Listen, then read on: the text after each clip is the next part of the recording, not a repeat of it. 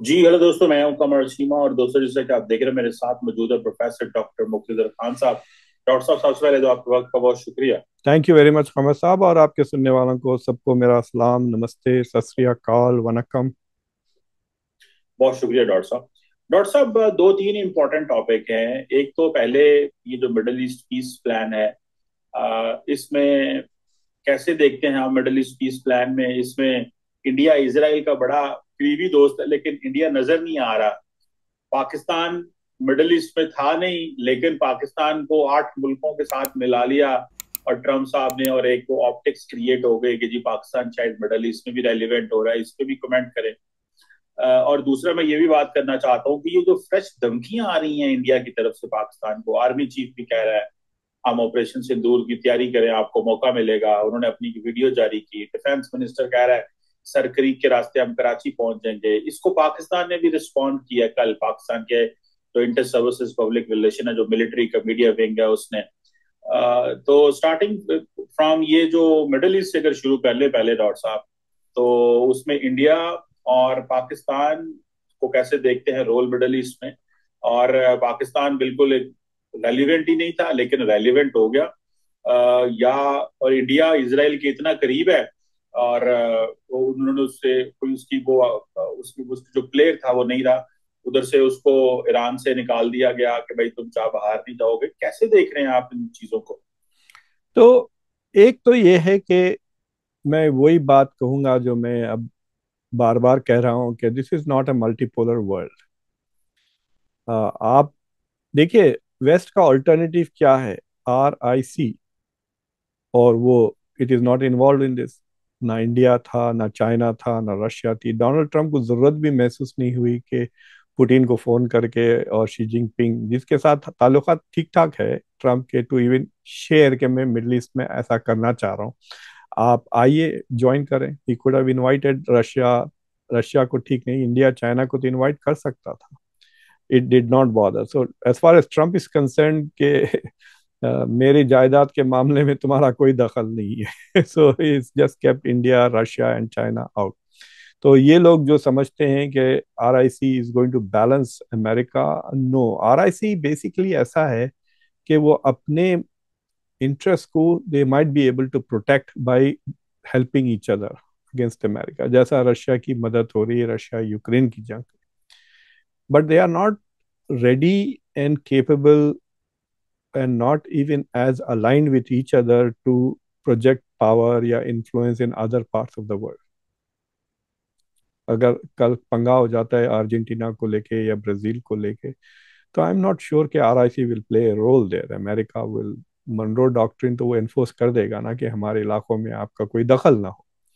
So you can see like a Monroe doctrine in the Middle East, जहाँ पे सिर्फ और सिर्फ अमेरिका की दखल चल रही है और किसी मेजर पावर का और कोई रोल ही नहीं है। यहाँ तक कि यूरोप का भी कोई रोल नहीं है इसमें।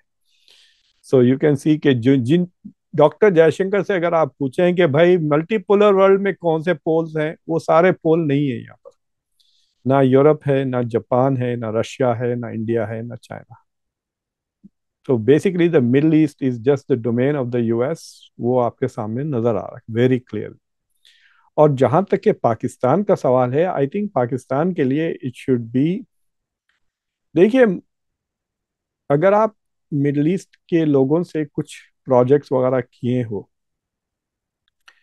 तो साफ ये हो जाता है कि पैसे वाले वो होते हैं, काम करने वाले नॉन अरब्स होते हैं। नखरे करने वाले अरब्स होते हैं और काम करने वाले यूजुअली देसीज होते हैं। तो इसका मतलब ये है कि जब ISF बनेगी, द इंटरनेशनल स्टेबलाइजेशन फोर्स, उसमें आपकी और तुर्की की फौजें ज्यादा होंगी, ना कि सऊदी और UAE और कतरी। आप खतरी से उम्मीद रखते हैं वहां पे? वहाँ इस्लामिक जिहाद इनको जरा बहु करेगा तो वो डर के वहीं टट्टी कर लेंगे। समझिए आप। तो ये क्या करेंगे? They are not going to maintain peace. तो ये बातें करेंगे और असल काम जो भी, अगर, because what is going to happen कि जो तालिबान के साथ हुआ है अफगानिस्तान में, वही यहाँ होने वाला है। तालिबान का अब काम है कि ISIS के साथ लड़े और अलकायदा के साथ लड़े। That is the job of the Taliban to maintain security. वरना सारी दुनिया उनसे चिढ़ जाएगी। If they don't keep the peace. तो अब ये जो आईएसएफ आएगा उनका काम यही होगा कि हमास डज नॉट गो रोग और इस्लामिक जिहाद फिर इसराइल पे रॉकेट्स ना मारे, राइट, और गाजा के लोगों को तकलीफ ना दें, एड ना चुराएं। So all of this peacekeeping and policing will have to be done by ISF. तो किस में है, क्या सऊदी के पास ये कैपेसिटी है सऊदी की फौज में टू मेंटेन पीस? इजिप्शियंस कर सकते हैं टू सम एक्सटेंट, तो इजिप्ट है वहां पर। तो मुझे लगता है कि इजिप्ट, टर्की और पाकिस्तान से एक्सपेक्ट किया जाएगा कि आप यहाँ पे फौजें डालें और इनकी फंडिंग कर देंगे सऊदी अरेबिया, यूएई और कतर। मे बी जॉर्डेनियंस थोड़ा बहुत रोल प्ले करेंगे। See these are people who have fighting experience, they have some military. Basically जिनके पास तेल नहीं है वो इंसान भेजेंगे, जिनके पास तेल है वो पैसे भेजेंगे for ISF. I think that is the only reason why Pakistan is there. दूसरी चीज ये है कि ये वो सारे मुल्क हैं जो जब डोनाल्ड ट्रंप कुछ कहते वो खवाली देखिए आप, खवाली में वो थाली बजाने वाले लोग आते हैं तो डोनाल्ड ट्रंप खवाल है और उनके पीछे ये बैठ के वो ताली बजा रहे हैं ये सारे के सारे। उसने पाकिस्तान को भी कहते हैं आसिम मुनीर तुम भी आ जाओ, अच्छी ताली बजाते हो, तुम भी बजाओ पीछे, और ट्रंप गाएंगे खवाली so it is like that कि these are all yes saying countries, yes sir वाली। मुझे बड़ी हैरत हुई जब इसाक डार का मैं स्टेटमेंट देखा। मैं समझा कि उनकी नौकरी चली गई क्योंकि उसी वक्त शहबाज शरीफ का मैं ट्वीट देख रहा हूँ, ही इज प्रेजिंग ट्रम्प और ये कह रहे हैं कि आई थिंक या तो उनसे वो ट्वीट देर हो गई या it slipped out. I don't know what has happened because ये बात तो ऑलरेडी क्लियर हो चुकी थी कि डोनाल्ड ट्रंप के साथ जो प्लान यूएन जनरल असेंबली में डिस्कस हुआ था वो plan was not the plan जो प्रेजेंट किया गया, क्योंकि उसको मॉडिफाई कर दिया था नेतन्याहू ने, राइट।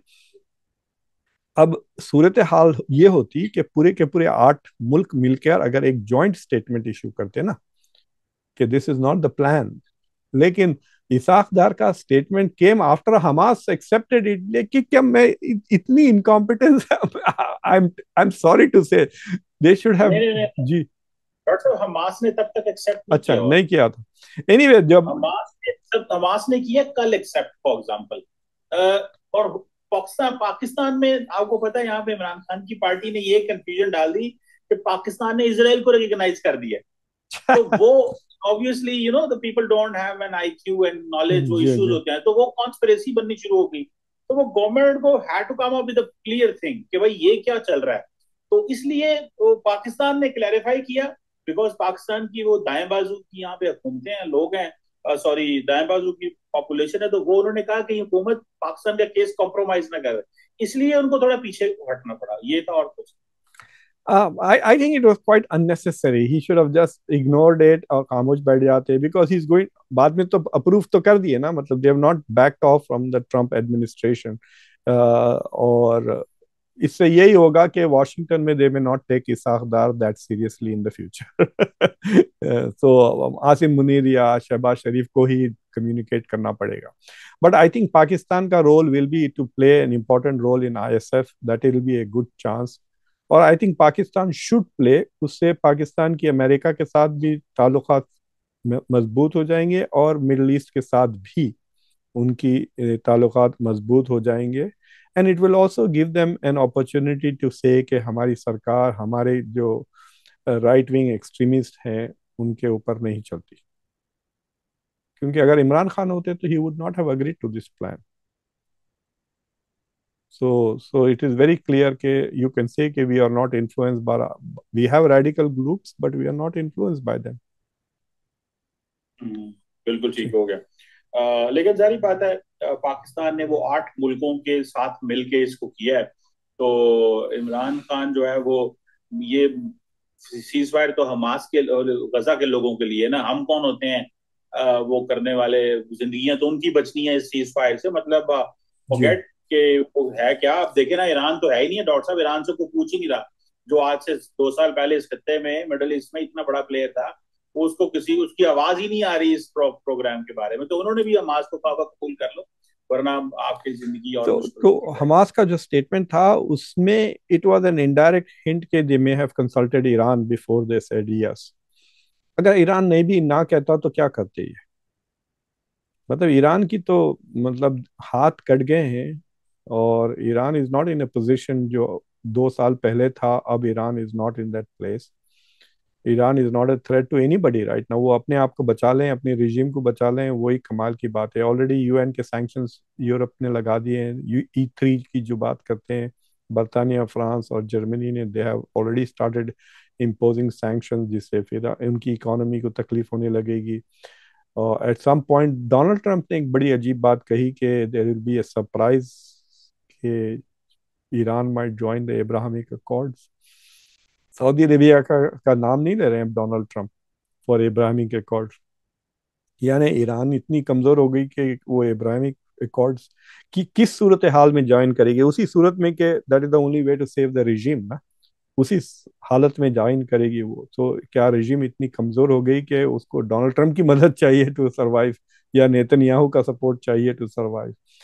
और और वैसे भी आपको ज्यादा सुनने में नहीं आ रहा about Iran weapons going to Russia या कुछ। मतलब बिल्कुल हर चीज कोई खबर ही नहीं है, वैसा लग रहा डॉक्टर साहब कैसे देखते हैं ये जो पाकिस्तान इंडिया की टेंशन चल रही है? पाकिस्तान ये समझता है कि India is ready for another attack. कल इंडिया की आर्मी चीफ ने कहा है कि अपने फौजियों को एक वीडियो जारी की इंडिया ने, जिसमें वो कह रहे हैं कि तैयार रहो, ऑपरेशन सिंदूर 2.0 होगा, आपको मौका मिलेगा, भगवान ने चाहा, जो है, और खुदा ने चाहा, परवरदिगार ने चाहा तो आपको मौका मिलेगा। और आप जो है ना, इस टाइम हम थोड़ा सख्त ऑपरेशन करने जा रहे हैं। आपको क्या लगता है, हर रोज थ्रेट आता है, हर रोज? अभी तो इंडियन एयर चीफ ने कह दिया हमने 10 जहाज गिराए हैं। अगले दिन उन्होंने प्रेस कॉन्फ्रेंस की, सेट हुई हमने 9 से 10 जहाज गिराए हैं पाकिस्तान के, 5 जमीन पे थे, 5 हवा में है। ये उन्होंने अपनी एनुअल प्रेस कॉन्फ्रेंस जो की एयरफोर्स की, उन्होंने वहां पे कहे। What is there to talk? Is it because they want to win back the lost support, जो मासिस में अवाम से सपोर्ट लेना चाह रहे हैं, प्लान कर रहे हैं? क्या मतलब, what do you think of that? है। देखो, राहत इंदौरी का नाम जानते हो आप? राहत इंदौरी एक बहुत मशहूर शायर थे बेचारे। मेरी कभी उनसे मुलाकात नहीं हुई, वो अमेरिका भी आए थे। एनीवे उनका एक शेर है जो जो पूरा ये सिचुएशन को बहुत अच्छी तरह से एक्सप्लेन करता है। कहते हैं, सरहदों पे बहुत तनाव है क्या? सरहदों पे बहुत तनाव है क्या? कुछ पता पता तो कर, करो, बिहार में इलेक्शन है क्या? चुनाव है क्या? तो तो ये बिहार के इलेक्शन के लिए है। ये दिस इज द स्टेटमेंट के they are trying to shore up Modi का इमेज। थोड़ा लोग सवाल करने लग गए हैं पब्लिक में। और उतना ज्यादा जोश और खरोश नहीं है। मोदी आजकल आरएसएस की भी बड़े बड़े बातें कर रहे हैं उनके सपोर्ट में। और आई थिंक इंडिपेंडेंस के दिन वीर सावरकर की भी बात की उन्होंने। सो ही इज ऑल्सो डेस्परेट के आरएसएस का सपोर्ट, जो पिछली बार यूपी में नहीं था उनको, महाराष्ट्र में था। तो यूपी में परफॉर्मेंस बहुत बुरा हुआ था, 2024 की बात है। तो सो ही वांट्स ऑल सपोर्ट। और ऐसा लग रहा है कि बिहार का election will be close, it will be tight. और अगर बिहार वो हार जाते हैं तो बहुत प्रॉब्लम हो सकती है, उनको खुद इंटरनली प्रॉब्लम हो सकती है। देखिए अमेरिका की तरह सिस्टम नहीं है ना कि 4 साल आपके पास गारंटीड है। आप कमजोर भी हो गए तो will become a lame duck president, but आपकी प्रेसिडेंसी खत्म नहीं होती। लेकिन ये तो वेस्टमिंस्टर मॉडल है इंडिया का, तो उसमें तो इलेक्शन दिसंबर में हो सकते हैं, फिर से मिड टर्म, फिर से दोबारा, so so it's a different kind of a system.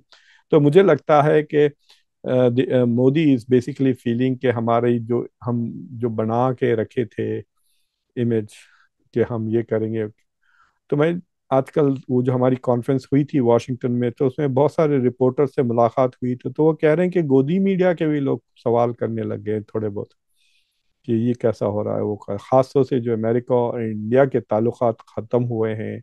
और इतना हाइप जो था कि अरे मोदी और डोनाल्ड ट्रंप की इतनी ताल्लुकात हैं कि भाई दे वर अज्यूमिंग कि Trump is not America first but Hindutva first समझ रहे थे वो। इस तरह से बात कर रहे थे कि बस अब हाँ हमारे जेब में आ गई है अमेरिका की सरकार। और वही सरकार ने इनको लिटरली धुतकार दिया है, इन मेनी वेज। अभी तक देखो कुछ बायलैटरल ट्रेड एग्रीमेंट नहीं हुआ।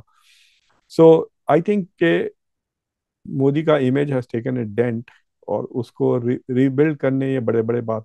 ये जो एपी सिंह साहब है, इंडिया के एयर चीफ मार्शल, इससे पहले उन्होंने कहा था कि हमने 5 जहाज गिराए थे, याद है? 1 साल, 1 महीना 1.5 महीना पहले तो लोग जब मजाक उड़ा रहे थे कि तुमको 3 महीने लगे पता लगाने के 5 जहाज गिराए। अब वो सडनली 10 हो गए हैं, जिसमें वो कह रहे हैं कि we destroyed Chinese made and American made के वो F-16 को भी। आप फोटोग्राफ्स लेके लगवा दें, F-16 देखो, ये 1 2 3 4 5 6 है, 86 या 84 जो भी है गिनवा दें। तो लाइक बिकॉज, और मुझे हैरत की बात ये हुई कि उन्होंने अपने बयान में ये कहा कि पाकिस्तान कहता है कि उन्होंने हमारे 3 या 5 जहाज गिराए, उसका कोई सबूत नहीं। तो इन्होंने क्या सबूत दिया कि हमने F-16 को गिरा दिया है? वो जो हैंगर्स में थे, दे वर सेइंग कि हैंगर्स में थे and we destroyed them. So I don't know why they think it is credible, but उनके जो भक्त हैं वो तो यकीन करना शुरू कर दिए हैं ऑलरेडी। मैं अपने कमेंट सेक्शन में देखता हूँ, लोग आके ऐसा कहते हैं जैसा कि ये सच है, so there are people believing it, and that's all they want ना।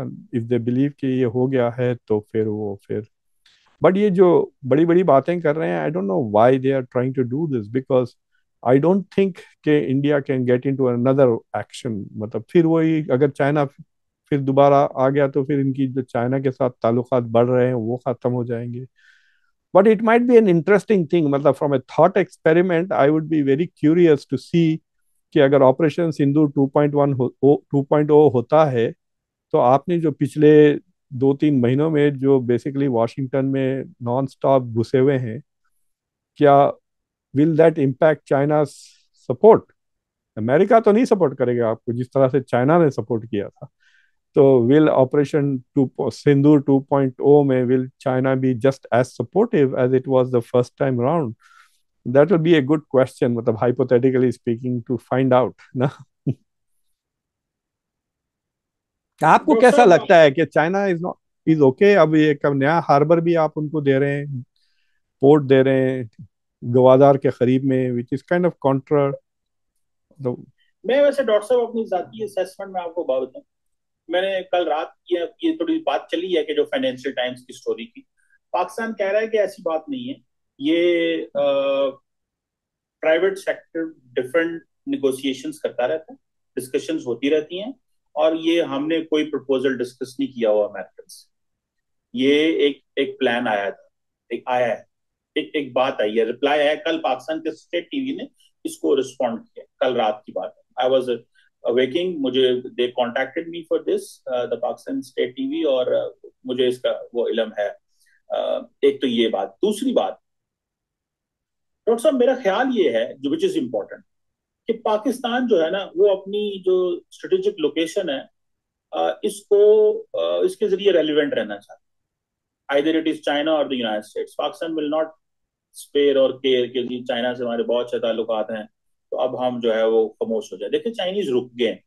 दो चीजें हैं, चाइनीज ने 25-30 अरब डॉलर यहाँ पे लगाया है, उसके बाद दो प्रॉब्लम आ गए। इंफ्रास्ट्रक्चर बन गया, energy infrastructure, road infrastructure, but the problem is के फैक्ट्री नहीं लगी, इंडस्ट्री नहीं लगी। अब एक प्रॉब्लम यह है कि पाकिस्तान का बिजनेसमैन उतना काबिल नहीं है कि वो चाइनीज के साथ मिलके या वहाँ मैन्युफैक्चरिंग कर सके और वो इतने अच्छा चीजें कर सके। दूसरा ये है कि चाइनीज लोन बढ़ गए हैं। तीसरी ये है कि चाइनीज ने ब्रेक लगा दी। ठीक है, तो मतलब it's not something which is flowing or moving on. मैं अभी पिछले साल 6-8 माह पहले I was at Gwadar, and Gwadar was silent. मतलब मैं देख के आया हूँ सारी पोर्ट और वो उसमें सारी situation. It was more of a security challenge than of an economic opportunity, जो मुझे नजर आई, और जो मैंने जो we met with the Chinese and we met with the other people there. दूसरी बात ये है कि वहां पे ऑब्वियसली इट वाज लाइक एक खौफ था कि जी मतलब we were moving with lot of security and all this and so on and so forth. तो मेरा ख्याल ये है कि पाकिस्तान जो है वो फ्यूचर देख रहा है रेयर अर्थ मेटल्स में, और पाकिस्तान देख रहा है कि कुछ अमेरिकन कंपनीज को मटेरियल पहुंचा भी है ऑलरेडी। मतलब इट इज ऑलरेडी गॉन, ले गए हैं वो अंडर अ कॉन्ट्रैक्ट। अभी रिसेंटली कंपनी आई हुई, और मुझे लगता है कि पाकिस्तान अपनी लोकेशन का फायदा उठाएगा और अमेरिकन को ये सारा कुछ ऑफर करेगा। और एंड वो निकलना कैसे है वहां से? मतलब वहां से रिकॉर्ड से चीजें जहां पे ये सारा कुछ already Canadian and Australian companies पैसा लगा के बैठी हुई हैं, बाय 2028 इस वक्त वहां पे पैसा लगा हुआ है। इस साल अप्रैल में पाकिस्तान ने एक बहुत बड़ी रेयर अर्थ मेटल्स की कॉन्फ्रेंस की थी इस्लामाबाद में, जहां पे जी पीपल हाँ। फ्रॉम अक्रॉस द वर्ल्ड आए थे। जी ठीक हाँ। है। और वो बिहाइंड द सीन मिलिट्री जो है, और SIFC special investment facilitation council है, which is run by the military and the government together, वो उसके ऊपर बड़े पैमाने पे काम कर रहे हैं। और बहुत जो इकोनॉमिक सिक्योरिटी पे काम हो रहा है, and which is all silent है। ज्यादा उसको डिस्कस नहीं किया जाता इन अ वेरी डिस्क्रीट मैनर। लेकिन मुझे लगता है कि अमेरिकन को ये बहुत कुछ ऑफर करेंगे इन अ सेंस के आए क्या चाहते हैं, काम कर रहे हैं यहाँ पे। फॉर एग्जाम्पल वहां पे रेकोडेक से चीजें निकलेंगी तो निकल वापस कैसे जाएंगे। सो डिस्पर्सनी place which is being offered, जो आर्टिकल के मुताबिक वो 100 माइल इज अवे फ्रॉम वहां पे। ठीक है। तो इट इज, और वो कहा जा रहा है कि 1.2 बिलियन $2 बिलियन की वहां पोर्ट बन सकती है, प्राइवेट सेक्टर है। तो मेरा ख्याल है कि पाकिस्तान विल नॉट हेजिटेट, भले चाइना हो या कोई भी हो, it's all about money, money matters. और चीजें फ्लो होना चाइना से बंद हो गई। And the Pakistani government is not talking much on economic secure on CPAC और इस चीजों के ऊपर, that is not what is being seen. Media में ऐसा कुछ नहीं आ रहा। अमूमन जब प्राइम मिनिस्टर मिलता है जी, ये प्रोजेक्ट CPAC है, ये प्रोजेक्ट फलाना है, ये प्रोजेक्ट DRI के नीचे है, ये चाइनीज आगे, होता है ना, मतलब आप हम्म। प्रोजेक्ट अनाउंस करते हो, चीजें करते हो, ये करते हो, वो करते हो। I don't see that is going on, and that is basically is a position that worries the Chinese a lot, मेरी assessment के अंदर। और so Pakistan has a direct hotline with the White House. ये भी मैं आपको मतलब ये बड़ा बीच में जिग जैग कोई नहीं है ना। ना ट्रम्प पसंद करता है, और ना यहाँ पे जो लोग हैं ये पसंद करते हैं जिग जैग। स्टेट डिपार्टमेंट से पूछ रहे हैं, स्टेट डिपार्टमेंट मैसेज कर रहा है, फिर वहां से और है no. So it's a direct hotline है व्हाइट हाउस के अंदर, वहीं से कॉल आती है, वहीं से कॉल जाती है। सो मेरा ख्याल है कि ये कर रहे हैं इसको। बट और will Pakistan will this not have. This can be a good opportunity for India, क्या वो चाइना के साथ ताल्लुकात अपने मजबूत कर ले? बिकॉज वो इट में पाकिस्तान की जो डिफेंस इक्विपमेंट है आपका, you are more dependent on China than India is dependent on Russia. You are right, लेकिन मेरा नहीं ख्याल बैक साइड में हमारे चाइनीज से बड़ा डीप कोऑपरेशन है। हम जिस चीज का फायदा उठाते हैं इंडिया चाइना के ऊपर, there is an inherent mistrust है। और वो मिसट्रस्ट, वो बिकॉज उनका स्टेचर इतने बड़े हैं, कद काठ दोनों मुल्कों के इतने बड़े हैं, एम्बिशन इतने बड़े हैं कि दोनों कम्पीट करें। हम उस ना तो हमारे एम्बिशन है उतने, तो हमने उस चीज का फायदा उठाना है। सो चाइनीज के साथ मतलब आई कैन टेल यू बहुत हाई लेवल पे कोऑपरेशन अगली जो जेट्स के हवाले से इस वक्त चल रहा है। ठीक है। तो वो चीजें मतलब वो J-10C तो चला गया ना, वो तो क्योंकि पाकिस्तान की एयरफोर्स एक चीज पे कंप्रोमाइज नहीं करती, वो कहती है we have to have the first shoot capability over the Indians. ये हम इसके ऊपर कंप्रोमाइज ही नहीं करेंगे, क्योंकि जंग या ड्रोन्स ने लड़नी है या एयरफोर्स ने लड़नी। तो ये दो चीजें जो है we are going to work with the Chinese, इसीलिए सऊदीज के भी करीब ज्यादा हो रहे हैं, बिकॉज ये tech investment and all that इस एरिया में वो हम जाएंगे। सो मेरा ख्याल है पाकिस्तान इससे फायदा उठाएगा। सो इंडिया चाइना का आपस में इनहेरेंट मिसट्रस्ट है, वो दैट इज देयर। वो जितना मर्जी चीजें ठीक हो जाए, बल्कि चाइनीज तो बड़े खुश हैं कि इंडियन जो है वो उन्होंने क्वाड का सिक्योरिटी कंपोनेंट नहीं बनने दिया। तो basically that was a goodwill gesture from the Indian side to China in that sense. तो उसमें देखते हैं। और सर मैं एक सवाल आपसे पूछना चाह रहा था। जी। अभी मैं डॉक्टर जयशंकर आज एक जगह पे बात कर रहे थे, तो उनसे उन्होंने कहा जी कि जो मल्टीपोलैरिटी पे उन्होंने आंसर किया जी कि the old order is fragmenting, it's decaying, and मतलब इट्स ओवर। और जो फ्यूचर है that is very messy and longish है। मतलब वो कह रहे हैं कि ये फ्रेगमेंटेड है और डिके कर रहा है।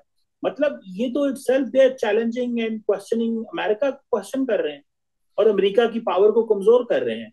तो डू यू थिंक कि ये जो रविश है इंडिया की, अमेरिका को कॉम्प्रोमाइज, अमेरिका को कमजोर करने वाली, या उसे कहना कि अब तुम्हारी पावर वो नहीं रही, on multipolarity when he is saying that it is decaying, ठीक है, इट्स ओवर। तो आपको लगता है कि ये चीजें अमेरिकन को हजम तो नहीं हो रही? तो क्या देखते हैं, Indians are still not learning the lesson, confuse, या बस वो समझते हैं कि we need to stick to our way we are? देखिए, जब मैं अमेरिकन यहाँ पर हमारे स्टेट डिपार्टमेंट या डिपार्टमेंट ऑफ डिफेंस के लोगों से बात करता हूँ, तो मैं तो उनको साफ कह देता हूँ कि जो भी ये कहता है कि this is a multipolar world, Jaishankar हो या मैक्रॉन भी कहता है, और कभी कभी शी जिनपिंग भी कहते हैं, जो भी ये कहता है कि this is a multipolar world, वो बस दुआ कर रहे हैं कि अमेरिका की ताकत कम हो जाए। It is a wish, not a, it's not a description of reality, it is a hope. Hope का इजहार कर रहे हैं कि भाई मल्टीपोलर वर्ल्ड उसी सूरत में बनेगी कि अमेरिका बिल्कुल यूनिपोलर ना रहे, है ना, दुनिया कमजोर हो जाए, अमेरिका कमजोर हो जाए तो ये। अब ये और बात है कि Donald Trump is not interested. देखिए, जो अमेरिका अपनी हेजेमनी मेंटेन दो तरीके से करता है, एक, it keeps it's economy number one, it keeps it's defence capabilities number one, plus जो इंटरनेशनल ऑर्डर है उसको डिफेंड भी करता है, क्योंकि उससे अमेरिका को फायदा होता है। वर्ल्ड बैंक ले लें, इकोनॉमिक में WTO, IMF, ये सारे पे कंट्रोल है अमेरिका का। UN को देख लें, उसमें वेस्ट के पास 3 सिक्योरिटी काउंसिल में बोर्ड्स हैं। सो the system is biased in their favour, और वो इसलिए सिस्टम को बर्दाश्त करते हैं और उसको सपोर्ट भी करते हैं। बट इंडिया जो बार बार कहता है कि UN is not doing, UN is not doing, हमको ले लें, तो क्या इंडिया आके क्या कर लेता? मुझे बताइए कि अगर इंडिया सिक्योरिटी काउंसिल का मेंबर होता तो गाजा की जंग रुकवा देता? क्या रशिया यूक्रेन की जंग इंडिया रुकवा दे सकता था? UN क्या एकदम ठीक हो जाएगा इंडिया की मौजूदगी से? It's a very strange point जो मुझे समझ में नहीं आती, तो क्या किसी और को समझ में आए? अगर आप में इतना दम है कि आप कुछ कर सकते हैं, तो UN सिक्योरिटी काउंसिल की क्या जरूरत है? करके दिखाएं दूसरे मामलात में। So India saying that India wants to use the system to increase its stature, समझे ना आप? China is not like that, China के पास है वो चीजें जो इंडिया चाहता है। They are in control of many international organisations. तो ये ऑर्डर तो हमेशा से ऐसी ही था भाई। वेस्ट, अगर आप मिडल ईस्ट को ले लें, तो इंटरनेशनल ऑर्डर और इंटरनेशनल सिस्टम ने कब मदद की मिडल ईस्ट की? It has always failed the Middle east. ठीक है, यूरोप के हद तक उनके लिए काम करता है बिकॉज अमेरिका के सपोर्ट्स देयर इंटरेस्ट। तो अब ये और बात है कि India is not able to climb the ladder, so he thinks it is not a system that is failing. तो क्या आने वाला है at the end of the tunnel? क्या India will take over the world? क्या मतलब what is he trying to say कि China will take over the world? तो फिर आप कहाँ जाएंगे, राइट? और if you notice right now, America और चाइना के ताल्लुकात are kind of better than America and India, at least diplomatic level पे तो ना। सो और पुतिन के साथ भी ठीक ठाक डोनाल्ड ट्रंप का चल रहा है, इसने कोई स्टेप नहीं लिया देखिए अभी तक। वो बिल्कुल जिक्र ही नहीं हो रहा है। जो बायलैटरल होगी पहले जेलेंस्की की ट्रम्प की, उसके बाद हमारी ट्राईलैटरल होगी, फिर नोबेल प्राइज लेने आ जाएंगे पुतिन भी ये सब नहीं हुआ ना। सो अब ज्यादा कुछ चर्चा चल भी नहीं रही, और वो जंग चल रही है वहां पर। So the system has failed this too, but under all circumstances it would fail, because जहाँ पे परमानेंट मेंबर्स हैं सिक्योरिटी काउंसिल के, उनके इंटरेस्ट जहाँ पे लगे हुए रहते हैं, वहाँ पे UN डजंट डू। अगर आप अफगानिस्तान की जंग ले लें 1980s में, वहाँ पे UN ने क्या किया? कुछ नहीं किया। और एक कॉन्ट्रडिक्शन मुझे बड़ी इंटरेस्टिंग लगती है कि America, doctor Jaishankar wants the UN to be strong, right? कि UN के थ्रू चीजें होनी चाहिए, हमको सिक्योरिटी काउंसिल। तो लेकिन जब खुद के प्रॉब्लम्स आते हैं तो वो उसमें कहते हैं कि बायलैटरल होना चाहिए, मल्टीलैटरल नहीं। अगर आपको मल्टीलैटरल सिस्टम्स में यकीन ही नहीं है तो why are you promoting that? So there is a, मतलब I think increasingly doctor Jaishankar की पोजीशंस आर पुरानी हो गई हैं, they are not very consistent. ये और बात था कि 4-5 साल पहले when you could see China was rising, India was growing fast, तो यू कुड से कि भाई मल्टीपोलैरिटी की तरफ हम जा रहे हैं। लेकिन डोनाल्ड ट्रंप ने जो आके अमेरिका के पावर विल्ड की है, उसने इट क्लियरली शो भाई। ईरान ईरान ईरान ईरान कह के इतना डरे हुए थे कि ईरान के ऊपर बमबारी कर दिए तो ये हो जाएगा, हो जाएगा। क्या हुआ? कुछ नहीं हुआ। आपको याद है कि जब इराक वॉर की बात चल रही थी, तो लोग बड़े बड़े बातें कर रहे थे, खासतौर से मुस्लिम दुनिया में, सलाहुद्दीन अय्यूबी की तरह बन जाएंगे, सद्दाम हुसैन, ये वो, क्या क्या अय्यूबी बने वो, उसकी तो खत्म हो गया आदमी, पकड़ के उसको पिंजरे में डाल दिए थे अमेरिकन ने। और ईरान ने क्या कर लिया? कुछ नहीं, खत्म हो गया Iran. So what are they talking about? मतलब he is not recognising the fact कि भाई, जो चार, अमेरिका ने चार चैलेंजेस आइडेंटिफाई किए थे उसके पावर को, ग्लोबली रशिया और चाइना, और डोमेस्टिक रीजनली ईरान और नॉर्थ कोरिया। तो ईरान को तो इसने बिल्कुल खत्म कर दिया है। The US is like it has become irrelevant to Middle East. आप दुनिया की बात छोड़ दें, it is not a major player in the Middle East now. Qatar is important बढ़ गया है, कतर की इंपॉर्टेंस बढ़ गई है। नेतन्याहू से माफी मंगवाया डोनाल्ड ट्रंप ने।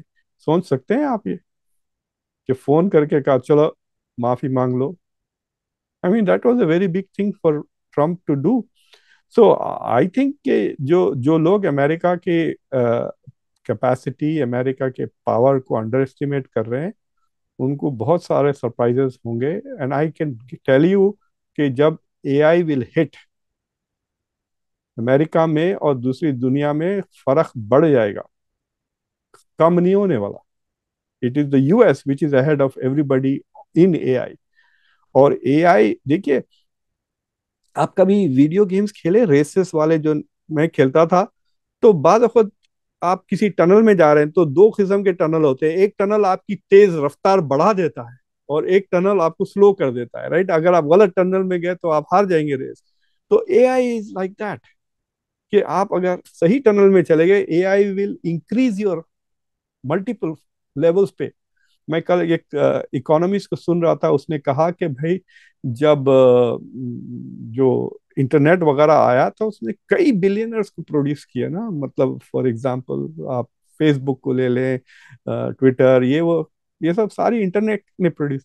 एआई विल प्रोड्यूस फार मोर, उससे कई गुना ज्यादा मिलियनर्स, बिलियनर्स, ऐसे ऐसे दो दो तीन तीन साल में आने वाले लोग हैं। एंड वो उस तरह की क्रिएटिविटी आपको दूसरे जगह पे नहीं आ रही। अभी देखिए, अब चैट जीपीटी 4 to 5 जो हुआ है, कितना फर्क आ गया है। And it has now an edge. दुनिया की सबसे बड़ी कंपनी इस वक्त, $4 ट्रिलियन जो इंडिया की जीडीपी है, उतनी उसकी कीमत है इनविडिया की। उसके बाद जो है सो आपका एप्पल है। आप कह रहे हैं कि अनकरीब इलॉन मस्क की हैसियत 500 बिलियन की हो जाएगी। Can you imagine that? कि दे आर सेइंग कि Elon Musk, Larry Ellison, Bezos, और एक दो के नाम ले रहे थे, कि with in the next 2-3 years, 2028 से पहले, ये सब के सब कुड बिकम ट्रिलियनर्स। सोचिए आप किस रफ्तार से, तेजी से बदलाव आएगा।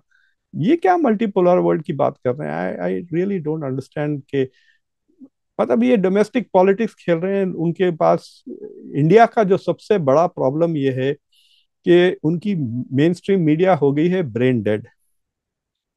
उनको सिंपल सवाल पूछना नहीं आता, या नहीं करते, बिल्कुल डरे हुए हैं। फॉर एग्जाम्पल, ये एपीआई, ये जो एपी सिंह ने कहा कि हमने 12 गिरा दिए जहाज, या 10 जहाज, उनसे सबूत क्यों नहीं मांगा? How do you know? कुछ तो बोले, राइट?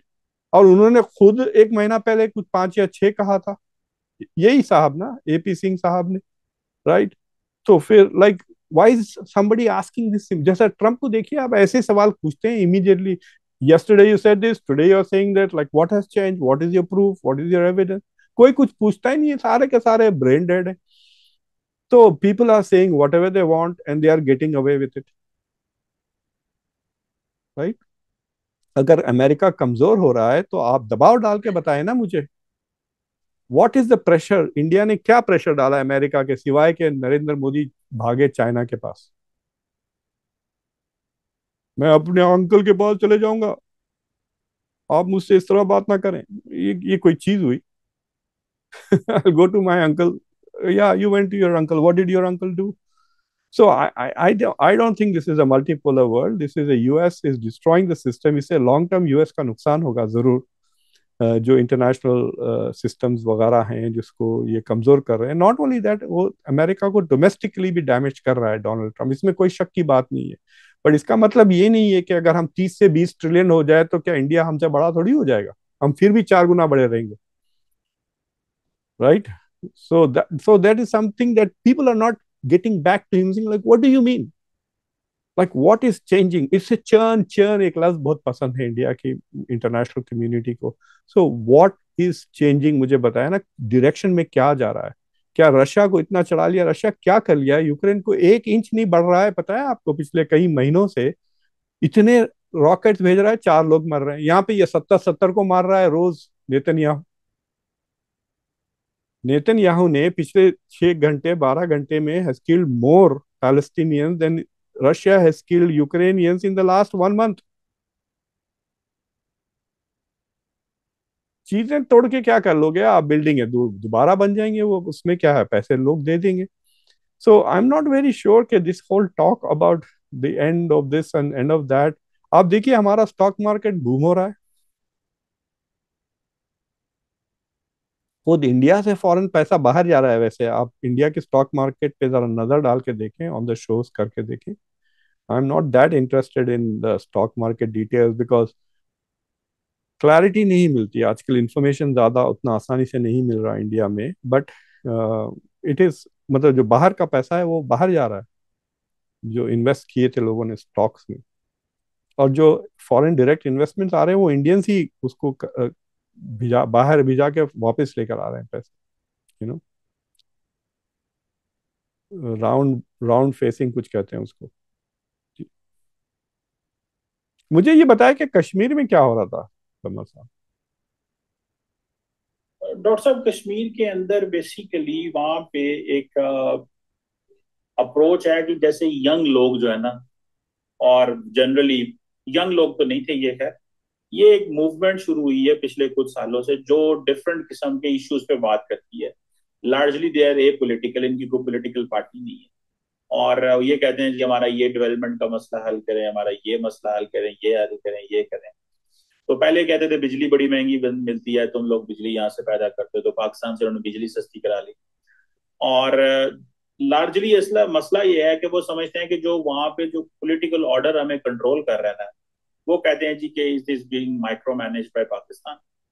और हमारी जो पॉलिटिकल क्लास है वो थोड़ी सी लाइक फर्क है, उनको चीजें मैनेज नहीं हो रही।